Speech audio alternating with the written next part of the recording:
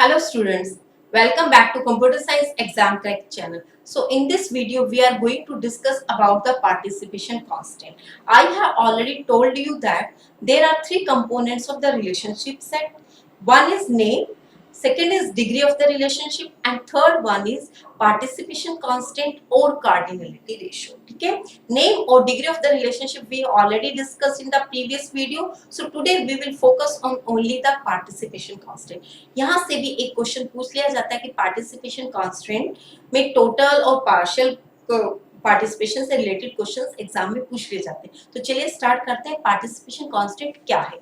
Participation constant it specifies whether the existence of an entity depends on being related to another entity set via a relationship set. इसका meaning क्या है? किसी भी entity की existence किस पे depend करती है? दूसरी एंटिटी सेट पर, एक पर्टिकुलर रिलेशन के थ्रू। तो थोड़ा सा सुनने में आपको टफ लगेगा, लेकिन मैं इसको एक एग्जांपल की हेल्प से बताना चाह रही हूँ जिससे आपको बहुत अच्छे से क्लियर हो जाए। देखिए कैसे कि यहाँ पर मान लीजिए आपके पास दो एंटिटीज है, एम्प्लॉय और डिपार्टमेंट, ठीक है। एंड एम्प्लॉय और डिपार्टमेंट, इन दो एंटिटीज का दो टाइप से रिलेशन शो कर रखा है। ये है R1 रिलेशन और ये है आपका R2, ठीक है। रिलेशन R1 में क्या है? एम्प्लॉय वर्क्स फॉर डिपार्टमेंट और सेकंड R2 रिलेशन क्या है? एम्प्लॉय मैनेजेस डिपार्टमेंट, ठीक है।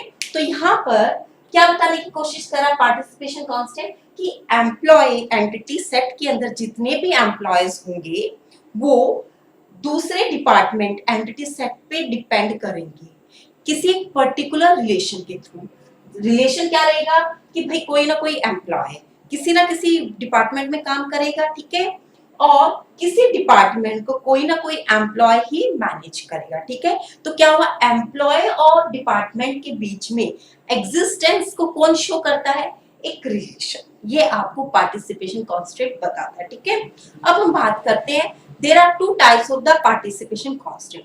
वन इज टोटल पार्टिसिपेशन और सेकंड इज पार्शियल। इसे ध्यान से सुनना, टोटल और पार्शियल से रिलेटेड क्वेश्चन एग्जाम में पूछे जाते हैं, ठीक है। अब टोटल पार्टिसिपेशन कांस्टेंट में देखिएगा क्या होगा। यहाँ पर एम्प्लॉय एंड डिपार्टमेंट, पहले हम बात करते हैं R1 रिलेशन की। एम्प्लॉय वर्क्स फॉर डिपार्टमेंट, इसका मीनिंग क्या रहेगा कि एम्प्लॉय एंटिटी सेट में जितने भी एम्प्लॉयज हैं किसी ना किसी पर्टिकुलर डिपार्टमेंट के लिए काम करेंगे। ये तो ट्रू है, ठीक है, कि कोई एम्प्लॉय किसी ऑर्गेनाइजेशन में जा रहा है तो किसी ना किसी डिपार्टमेंट में वो काम करेगा, ठीक है। तो एम्प्लॉय सेट में जितने भी एम्प्लॉयज हैं, मान लीजिए यहाँ पर 1 से लेकर 1000 एम्प्लॉयज है, तो 1000 के 1000 एम्प्लॉय किसी ना किसी डिपार्टमेंट को बिलोंग करेंगे। Is it true? हाँ, ये बिल्कुल ट्रू है। एक बार डेफिनेशन और देख लेते हैं। When every entity in the entity set must be related to other entity set via the relationship set, ठीक है। तो यहाँ पर जितने भी एंटिटीज हैं वो डिपार्टमेंट की जितनी भी एंटिटीज हैं उनके साथ रिलेटेड होंगे, किसके थ्रू? एक रिलेशन के थ्रू, ठीक है। जब सारी की सारी एंटिटीज डिपार्टमेंट पे डिपेंड करेंगी वर्क्स फॉर रिलेशन के थ्रू, तो इसे हम बोलेंगे टोटल पार्टिसिपेशन। मींस जितने भी एम्प्लॉयज हैं वो किसी ना किसी डिपार्टमेंट में काम जरूर करेंगे, ठीक है। अब सेकेंड थिंग समझ लेते हैं, पार्शियल पार्टिसिपेशन। पार्शियल पार्टिसिपेशन में क्या है? अब हम बात करते हैं यहाँ इस डायग्राम की, नीचे वाले की, एम्प्लॉय, डिपार्टमेंट और मैनेज, ठीक है। आपके पास क्या है? एम्प्लॉय एंटिटी है, डिपार्टमेंट एंटिटी है, और वो कैसे रिलेट कर रही है? रिलेशनशिप टाइप क्या है वहां पर? मैनेज।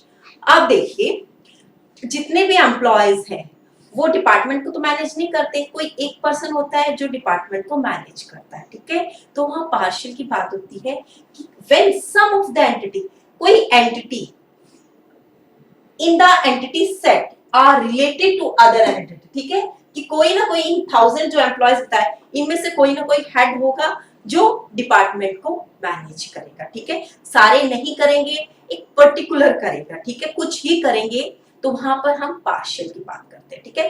तो एक बार और इसको क्लियर समझ लेते हैं कि कैसे आप ईआर डायग्राम में टोटल और पार्शियल पार्टिसिपेशन को शो करते हैं, ठीक है। जब हम टोटल की बात करते हैं तो टोटल जो पार्टिसिपेशन है वो डबल लाइन के थ्रू शो किया जाता है, ठीक है। तो जहां पर ईआर डायग्राम में आपको डबल हॉरिजॉन्टल लाइन दिखाई देती है तो वहां समझ जाना कि वो टोटल पार्टिसिपेशन होगा, ठीक है। सिमिलरली जहां पर एक सिंगल रो की बात होती है, सिंगल एक लाइन की बात होती है हॉरिजॉन्टल लाइन की, तो वहां पर है पार्शियल, ठीक है। तो अब हम बात करते हैं आगे मिनिमम कार्डिनलिटी की और मैक्सिमम कार्डिनलिटी की। अब मिनिमम कार्डिनलिटी के अंदर मैं यहां लिखती हूँ 0 एंड 1 और यहां पर लिखती हूँ 1 एंड 2, ठीक है। अब देखिए मिनिमम कार्डिनलिटी क्या है। मिनिमम कार्डिनलिटी के अंदर कुछ ना कुछ हम मिनिमम स्पेसिफाई करेंगे कि कम से कम कुछ ऐसी एंटिटी हो, कुछ ऐसे एंटिटी इंस्टेंस हो जो दूसरे एंटिटी सेट के साथ रिलेशन एस्टैब्लिश करते हो, ठीक है। तो यहां पर अगर मैं बात करती हूँ 0 1, ठीक है। 0 1 से क्या मीनिंग हुआ, 0 क्या है हमारी मिनिमम कार्डिनलिटी है। मिनिमम क्या है कि जितने भी एम्प्लॉयज हैं, ठीक है, उनमें से जरूरी नहीं कि एम्प्लॉयज डिपार्टमेंट को हेड करेंगे, ठीक है। जरूरी नहीं कि 1 से लेकर जो 1000 है उसी लिस्ट में से ही कोई ऐसा एम्प्लॉय होगा जो डिपार्टमेंट को मैनेज करेगा, ठीक है। तो मिनिमम क्या है यहाँ पर 0 है। इट इज नॉट नेसेसरी, ठीक है। यहाँ पर नेसेसरी की कंडीशन आ जाती है कि नेसेसरी नहीं है कि 1000 एम्प्लॉयज में से डिपार्टमेंट को मैनेज करेगा कोई पर्टिकुलर हेड, ठीक है। अब यहाँ पर मैक्सिमम की बात करते हैं। मैक्सिमम क्या है यहाँ पर 1 क्या इंडिकेट करता है कि एटलीस्ट या एट मोस्ट एक ऐसा एम्प्लॉय होगा जो डिपार्टमेंट को मैनेज करेगा, ठीक है। तो हमने यहाँ पर एक कंडीशन लगा दी कि मिनिमम और मैक्सिमम के लिए मिनिमम में हम क्या करते हैं कि कम से कम इतना एम्प्लॉयज का पार्टिसिपेशन होना चाहिए दूसरे डिपार्टमेंट एंटिटी सेट के साथ, ठीक है। और मैक्सिमम में कि हम लगाते हैं कि मैक्सिमम इतने हो सकते हैं, इससे ज्यादा नहीं हो सकते हैं इन्वॉल्वमेंट या पार्टिसिपेशन एम्प्लॉयज का डिपार्टमेंट एंटिटी के साथ, ठीक है। अब देख लेते हैं एक बार इसको 1 और 2 क्यों लिखा मैंने। यहाँ पर 1 क्या है, मिनिमम है, ठीक है। अब मिनिमम क्या है, employee works for department, minimum 1। It means कि एक एम्प्लॉय कम से कम एक डिपार्टमेंट में तो काम करेगा, ठीक है। और 2 का मीनिंग क्या है, मैक्सिमम एक एम्प्लॉय 2 डिपार्टमेंट में इन्वॉल्व हो सकता है, ठीक है। तो ये है आपका मिनिमम कार्डिनलिटी और मैक्सिमम कार्डिनलिटी, ठीक है। तो एग्जाम में जो क्वेश्चन पूछा जाता है वो टोटल पार्टिसिपेशन से और पार्शियल पार्टिसिपेशन से पूछा जाता है। तो एक बार मैं फिर से रिपीट कर देती हूँ कि टोटल पार्टिसिपेशन क्या है कि एक एंटिटी सेट में जितने भी एंटिटी इंस्टेंस हैं वो सारे के सारे दूसरे एंटिटी सेट से रिलेट करेंगे या डिपेंड होंगे किसी ना किसी रिलेशन के थ्रू।